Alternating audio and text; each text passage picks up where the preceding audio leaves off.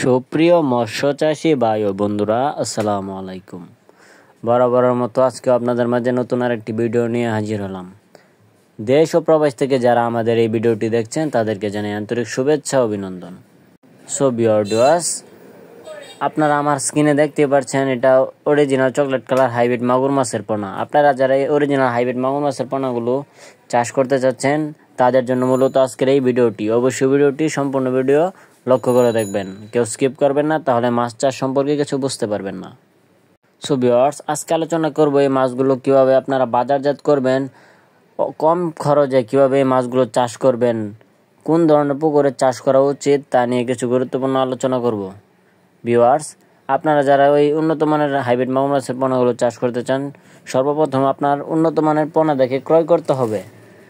যারা আমাদের কাছ থেকে এই উন্নত মানের পণ্যটি ক্রয় করতে চান তারা আমাদের স্ক্রিনে দেওয়া নাম্বারে যোগাযোগ করে আমাদের কাছ থেকে স্বল্প খরচে কিন্তু মাছগুলো ক্রয় করতে পারবেন। আমরা সারা বাংলাদেশে 100% গ্যারান্টি সহকারে হোম ডেলিভারি দিয়ে থাকি।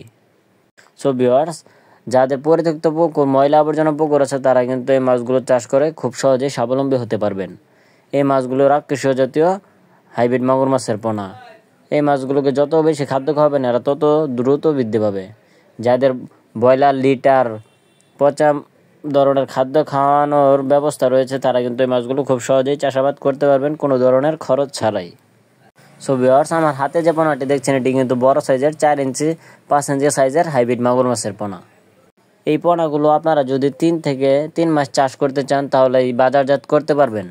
এই মাছগুলো 3 মাস চাষ করলে একটার ওজন আসবে 1 থেকে 1.5 কেজি ওজন। সো সম্মানিত দর্শকবৃন্দ, আপনারা যারা আমাদের চ্যানেলে নতুন আছেন অবশ্যই আমাদের চ্যানেলটি সাবস্ক্রাইব করে দিয়ে পাশেই থাকবেন এরকম নিত্য নতুন ভিডিও পাওয়ার জন্য।